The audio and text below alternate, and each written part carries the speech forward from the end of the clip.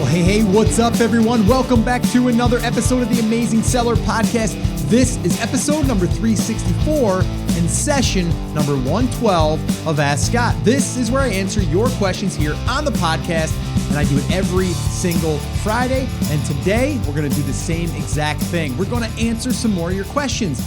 Now, let me remind you that if you have a question that you want me to answer on an upcoming episode, just head over to theamazingseller.com/ask and do that. Just do me one small favor. I've said this over and over again, and some of you are still forgetting to do this. So just leave your first name as you're recording your message. I want to be able to address you by first name. I want to be able to say, hey, what's up, John, or Sue, or whatever, and then leave a brief message there. And maybe even if you want to do this, you could, let us know where you're tuning in from. That would be kind of cool too.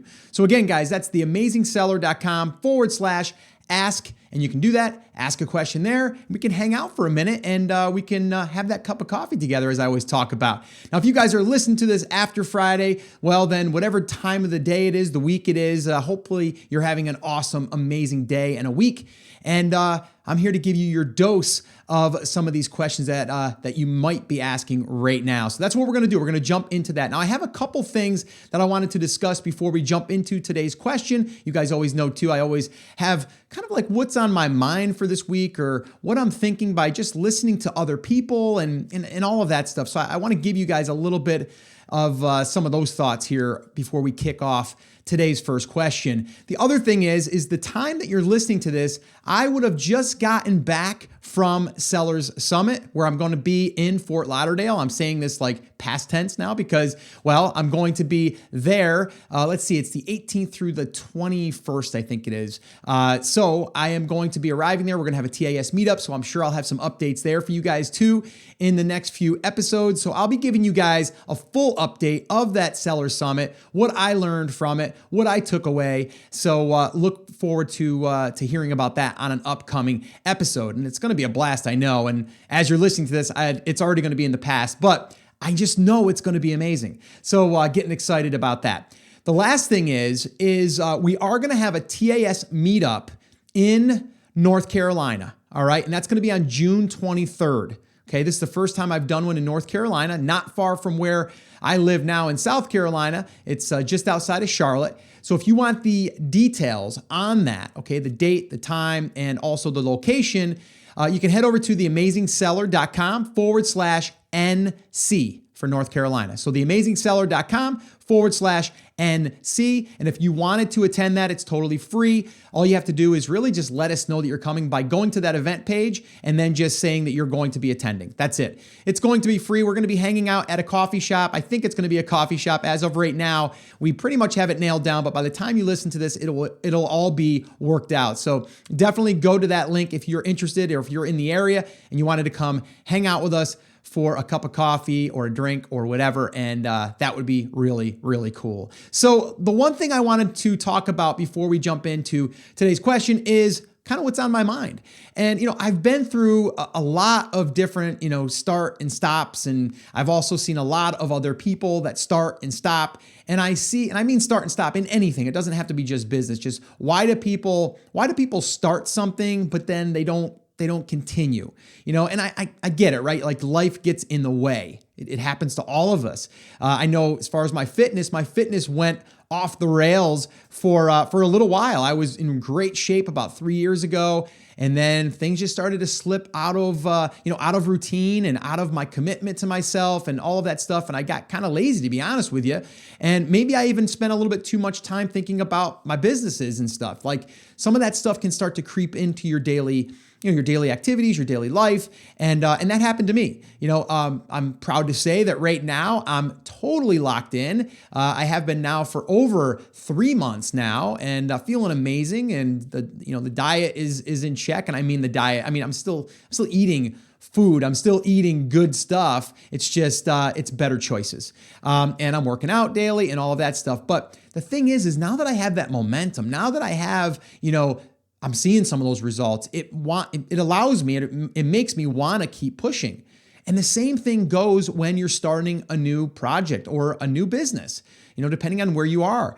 We have a class called the 1K Fast Track, and that group has been just amazing because so many people that have gotten started have started to see results. And when they're starting to see results, they want to go out there and do it more and more and more. And that class is really about how to get started super fast using the retail arbitrage model. If you guys want details on that, you can always go to actually it's 1kfasttrack.com would be the link. And I'll put all the show notes in this episode too, which will be 364.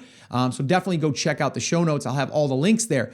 But what really made me think about what I want to share here with you, it's kind of like there's like 4 parts to it. But, so many people that were in that class, they got started, they started to see a little bit of traction, they made their first dollar, and then that motivated them to want to go out and do it again. It's the same thing. If you work out for, 3 weeks, 4 weeks, and you start to see results, it's going to make you want to go back in the gym, but you got to get over that hump, right? So here's the 4 things I want to address here.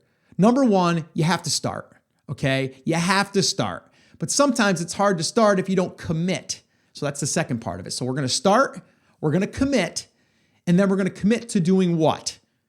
You guys probably know what I'm going to say. It has 2 words in it. Take action, right? So we have to start something, we have to commit to something, and then we have to take action on that thing, okay? And then the other critical thing is we have to adjust along the way, all right? So we might do something and it might not work as we planned, or maybe something changes. We didn't have something, on our schedule that would have allowed us to do something, or maybe it's something that you did and you got a certain reaction, or maybe you launched a product and it didn't do exactly what you wanted it to do. Well, guess what? You got to adjust. I just did an episode, I believe it was last episode, where I went through a coaching call that I did with one of my students. And it was all about just asking these questions that, if you don't zoom out of your situation, you might not be able to see. So you really have to kind of see yourself or whatever you're doing at a higher level, and then start to dig into the different things that's happening within that project. So for that case, it was like her product was not selling after she ran out of stock. She ran out of stock, and the sales, when she went back in stock, the sales weren't what they were before. But one of her biggest, things that happened that I took away that she didn't even realize was she was raising her price to try to slow down sales so she didn't run out of stock. Well, that's it's kind of countering as you come back in, because now all of a sudden Amazon says, well, wait a minute here. You just left, and when you ran out of stock, you had a really low conversion rate. You had a good one, but then it went really bad. So are people not liking your product? So then when she went back in stock, you know what? They just said, well, we're gonna kind of put you where you were. So again, I figured that out by listening, and that was like one thing right off the bat. But if you guys didn't listen to that episode, definitely go back and listen to that episode, because it just shows how you can kind of go in and start asking yourself these questions so you can start to understand maybe where there's an issue, and then you can work on that one issue. Again, so start, commit, take action, and adjust along the way. All right, you might even want to write that one down. That might be a writer downer. You guys have been hearing me say that quite a bit. Writer downers. So you might want to do that. I think it's important. All right. So hopefully you guys do that. And if this has been helpful, guys, shoot me an email if you want. I want to know if this stuff kind of maybe is something that you need. And it's something that I like talking about a lot, is because, if we don't actually figure out the mental side of things, it's like anything. 80% of your diet is your results, in the gym. I mean, the gym is just a very small part of it. It really has to do with the diet and the nutrition, right? Well, the same thing goes on into your product and your selection and all that stuff. If your product is not picked, properly, or your market, and you go to launch, it doesn't matter what you do in the launch, it's not going to work, or it's not going to work as well. All right. So just remember that, the mental side of things of this game in life, not just business, is huge. And that's why I'm a big advocate of, just trying to figure that out and trying to get life balance and try to figure out a way to get us to get over those humps. All right. So anyway, let me know if this resonates with you guys. All right. So let's go ahead and let's dig into today's first question, and I'll give you my answer. What do you say? Let's do this. Let's rock and roll. Let's go. Hi, Scott. It's Brian from British Columbia, Canada here. A quick question about choosing a product before you start selling on Amazon.com. I have 2 products in mind. One of them, the leading sellers on Amazon.com, we'll say sold by so-and-so and fulfilled by Amazon. And then another product I'm looking at, the lead sellers are Amazon.com. It says ships and sold by Amazon.com. So if I'm selling a product and the lead sellers on Amazon are Amazon.com, am I going to have a harder time competing rather than if I go with another product where the lead sellers are just a company fulfilled by Amazon? Just wondering this before I jump into the FBA world. If you can give me an answer, that'd be great. Thanks. Hey, Brian, thank you so much for the question. And yes, I have been asked this question quite a few times, and I've got an answer for you. And for anyone that's just tuning in or, maybe just getting into, this Amazon world, what we're talking about is Amazon actually being the one that's selling that product. If you look at exactly where Brian was, saying that he was looking, where the item is sold by, if we see fulfilled by Amazon, that just means that they're fulfilling it for that brand.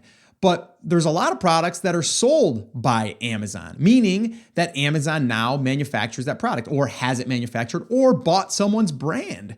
There's been people that I know, they've been, reached out and contacted by Amazon and said, hey, we would love to buy your product. And they settle out for, a lump sum of some kind or some type of agreement. And then they now are the ones that are selling that product. But let's not talk about that so much. What I want you guys to understand is when we're looking at generally the top 10, let's just use the top 10, okay, of a listing or of a keyword search, and you come to that page and you see that there's 16 results, generally 16 results, depending on your browser, depending on, maybe you're looking at it on a phone, it's going to be different. But let's just say the top 10 listings, okay? And let's just say that there's 2 of those that are selling by Amazon or that are sold by Amazon, not even selling by Amazon, because FBA is fulfilled by Amazon, right? So that you would think, well, is that the same thing? No, it's not. What we're looking at is Amazon is actually the one that is the manufacturer in a sense, where they're selling that product. They're actually making money from that product. And then from there, we're looking at FBA sellers. And then we're also looking at FBM sellers, okay? FBA is fulfilled by Amazon. That means that I ship my product into them as XYZ brand, and that is the brand, but then it is fulfilled by Amazon, FBA, okay? And then the other one is FBM, fulfilled by merchant. I don't send my inventory in, I have it here, and then if someone buys it, I ship it to them, okay? And that's how that works. Now, Amazon selling the product, you would think, well, I can't really compete with Amazon. And, I think you can. They don't really do a great job of marketing their product with everything that goes into a listing or even pay-per-click or any of that stuff, right? Not that I've seen. So here's what I always tell people. I want to look at the top 10 listings, okay, that are selling that garlic press. And let's just say that Amazon is 2 of those. Let's say that they're the top 2. Let's say that they're 1 and 2. I would just get those out of my way for a second. I would say, all right, now let's look at depth and demand, because that's what we always talk about, right? We want to know that there's enough depth and demand for sales lower down in that ranking. Okay, so if there's someone selling in the 5 spot, is there still enough demand there? Even though Amazon is selling it, and we would think, well, I don't want to compete with Amazon because they're going to crush me, which isn't true.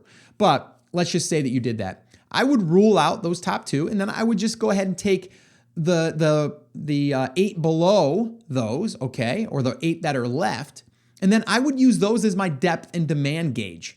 So again, an example would be if everyone else is selling 300 or more, then I'm okay. But now if Amazon is selling 1,000, then their second listing, they're selling 1,000, and then the next FBAer is selling 800, and then the next one is selling 600, and the next one is selling 500, the next one is selling another 500, the next one is selling 400, and they're still above 300. That means that there's still depth there for me, okay? So even if I don't get in the top spots, it's okay, okay? Now, the only time I would think differently here is if Amazon was that entire page, which I don't think I've ever seen. Okay, so if that was the case, I might say to myself, I don't know if I want to get into that right now. Let's see what else is out there. Okay, but I would not let Amazon scare you as far as like should you sell against them? Because I've seen listings, including my own, that have actually outranked them. So I don't see that as being a huge deal.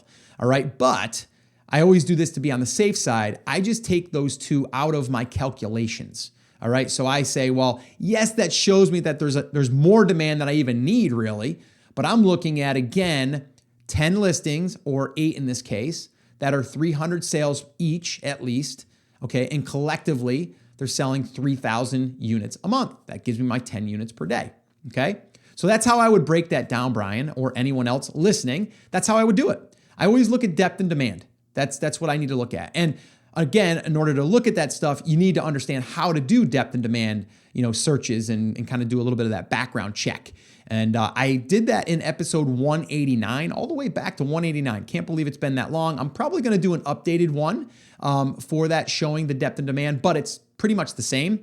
I just kind of want to go and kind of do it again live and then record it and then share that. But it's pretty much the same thing. Is I'm going to go out there and just validate that those numbers that are being reported through Amazon and through a tool like Jungle Scout, I'm going to make sure that they're good, right? Like that it's good information and it's not being skewed because someone just did a major giveaway of some kind. I also want to look at trends.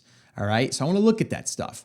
So that's the other thing that I do with depth and demand. So to answer your question, simply, no, I don't really worry if Amazon is selling as long as they're not dominating that page. And I feel that I can still, find a spot there that I can still get my 10 sales per day. And that's it. That's what I do.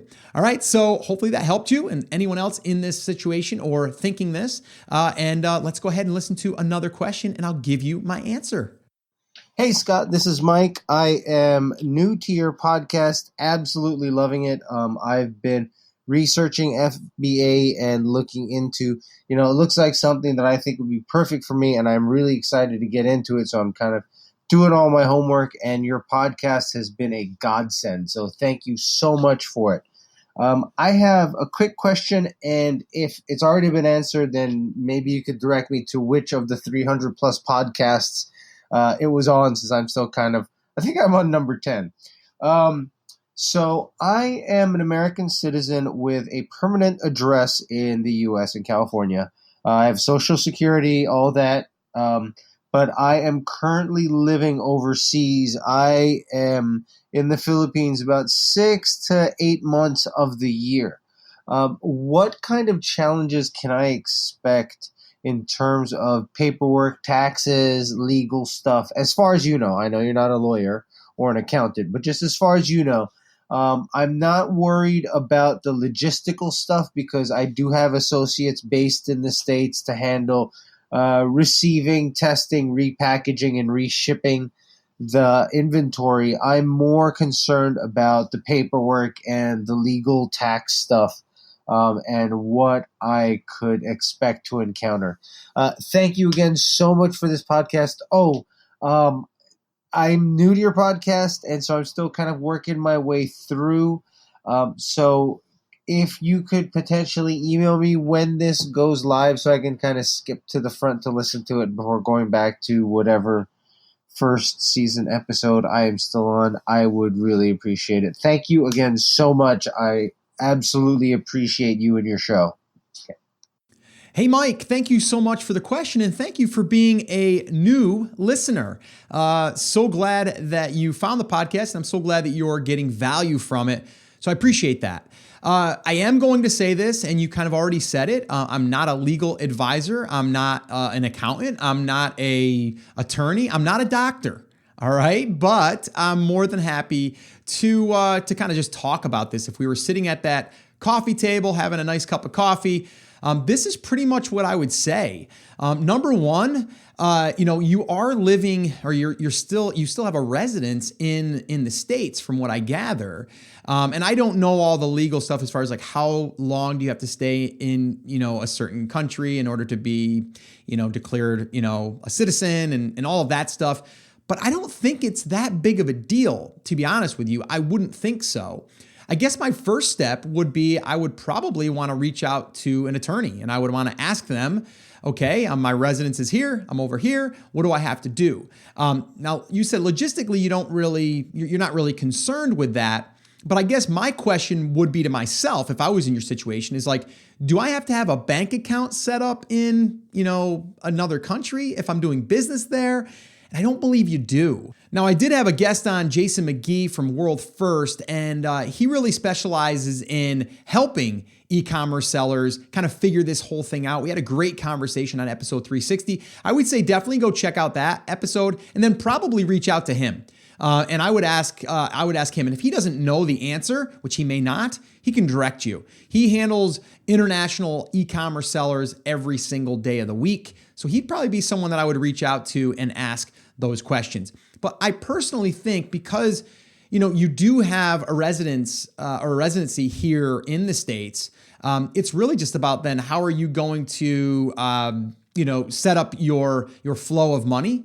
And then also, if you're going to have an LLC, which you should, where is that going to be set up? And where are you going to operate the business from? I think that's really the big question. So I didn't really have a straightforward answer here for you because I don't know, to be honest with you. But I would reach out to Jason for sure, 100%.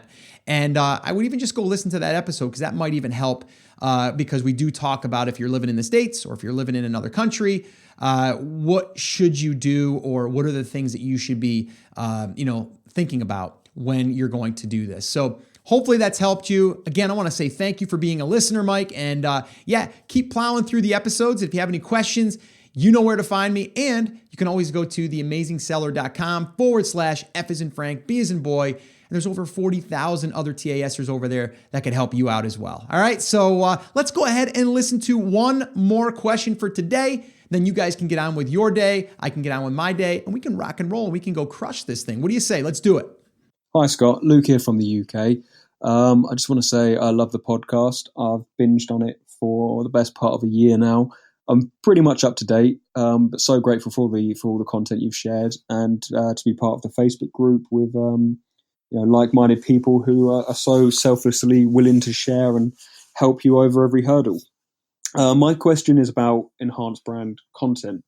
At the moment, our product listing has quite a few product-related keywords plugged into it. And I'm worried that if I switch over to enhanced brand content, which I'm really looking forward to doing, and talking about the brand story a lot more, I'm just worried that them keywords about the product are going to disappear, even though they'd still be in the back pages product listing description. Are Amazon going to still look at that, or are they going to see that I'm using less keywords related to the product and essentially bump me down the listings because of that? It's probably just a small worry, and you've probably answered it somewhere else. But any light you can shed on this would be amazing. So thank you very much, and I look forward to your answer. Keep up the good work. Hey, Luke from the UK. What's up, man? Thank you so much for being a listener, and thank you so much for the question. And this is a great question. And there has been some buzz out there that the enhanced content is not being indexed, or maybe it's not being indexed as much as they thought it was going to be, or maybe they're doing an update. I don't know 100%. To be honest with you, I haven't seen any major drop in ranking from switching over to enhanced content. And now I haven't switched everything over to enhanced content, so I can't say for sure, but I know others that have. And I haven't heard anybody saying that they lost rankings, because here's the deal as well. With the enhanced content, and I can't see that forever if it is the case of not being ranked, indexed for those, I'm not sure that will always be the case. But you said that your keywords that are in the description are also in the back end, then it technically is still in your listing. The description, I've always looked at like secondary. Like I'm going to plug that stuff in there, but I'm not really going after like main keywords in there, because we all kind of know that it's weighted the less. At least that's my understanding. You have your title, which is weighted the most, then your bullets, then your back end. And I think even the back end might be a little bit more than the bullets. And then you have your description. So I don't necessarily know that I would really worry too much about it, but here's the deal. you have to ask yourself this. If you update your description with enhanced content, is that going to help you convert people that land on your page? All right? Because, I mean, let's face it. If you get less people on your page, but it converts higher, who cares, right? But in this case, we don't want to lose rank, of course, but those keywords that are in the description, if you're thinking that those are the ones that are going to drive all the rankings, for your searches, I'm not really sure that I would buy into that. Okay. What I would say is make sure all of your important keywords and search terms are in your title or in your bullets or in your back end. The enhanced content area or your description area, to me, is just elaborating on all of that other stuff. And again, if it's in there, Amazon is still going, to me, it's about being relevant, right? So if I'm going to run sponsored product ads, I want to make sure that my listing is relevant and it aligns with the keywords that I'm going after. And I can't see that Amazon wouldn't be able to see that in their enhanced content. Now, if we're talking about you're using an image and you're like, well, I used an image and that there was explaining something. So yes, you're not going to have a word there because it's an image, right? But that's always been the case. Your images don't necessarily, help you rank for garlic press if you labeled it garlic press.